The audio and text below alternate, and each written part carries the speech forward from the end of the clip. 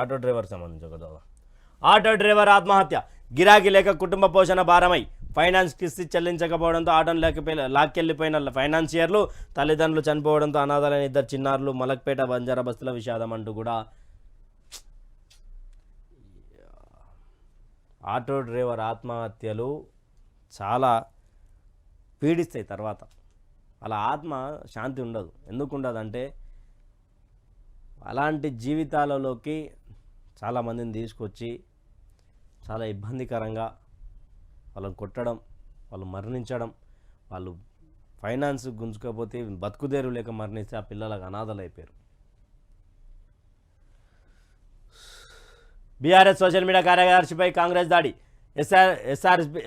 SRSP నీళ్లపై post పెట్టినందుకు అధికార party దౌర్జన్యం. నల్ల జెండాలు పట్టుకునే పెద్దపల్లి జిల్లా ధర్మారం గులాబీ నిరసన. ఎవ్వనికి శాశ్వతం కాదు రాజకీయం, ఎవరికి శాశ్వతం కాదు అధికారం, ఎవరికి కాదు. అట్లెట్లయితుంది వైసాబ్? అధికారం అని అట్లెట్లయితుంది? ఏ లెక్కలు అవుతుంది వైసాబ్? ఒకటి గుర్తుపెట్టుకొని, పూర్తి స్థాయిలో అధికారం మారిన తర్వాత వాళ్ళు బీఆర్ఎస్ వాళ్ళు ముందరకు వచ్చినా, వాళ్ళ అధికారంలోకి వచ్చినా మళ్ళీ మీరు తట్టుకోలేరు.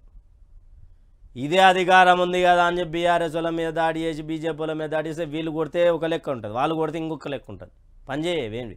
అసలు అధికారంలో ఉన్న రోజులు పనులు చేసుకొని, పనులు చేయించుకొని 10 సంవత్సరాల కాలంలో అధికారం లేరు, ప్రజలకు పనులు చేస్తూ మీరు పనులు చేసుకోరు. అంతేగాని సోషల్ మీడియాలో కార్యకర్తల మీద కొడతాం, వాళ్ళని కొడతాం, వీళ్ళని కొడతాం అంటే ఎవడు ఊరుకునే ప్రసక్తి లేదు. మీ అధికారం శాశ్వతం కాదు. అసలు మళ్ళీ పార్లమెంట్ ఎన్నికల తర్వాత ఉంటుందో ఉండదో కాదు నమ్మకం లేనిది. మళ్ళీ ఒకసారి పుష్కనాలు వచ్చారు అనుకో,